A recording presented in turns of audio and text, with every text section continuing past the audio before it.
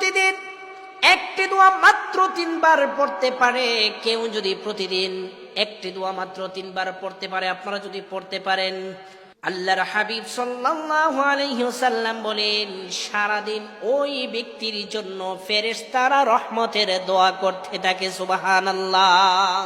ওই দিন যদি ওই ব্যক্তি দুনিয়া ছেড়ে ইন্তেকাল হয়ে যায়, ওই দিন যদি মানুষটা মারা যায়, আল্লাহর হাবিব সাল্লাল্লাহু আলাইহি সাল্লাম বলেন তাকে আমার আল্লাহ রাব্বুল আলামিন শহীদি মর্যাদা দান করেন। সম্মানিত ভাইয়েরা আমার, আজকে যারা আপনারা এখানে আছেন, যারা ফেসবুকে অনলাইনে আমার এই আলোচনাটুকু শুনবেন, এই আমলটি করতে ভুলবেন না।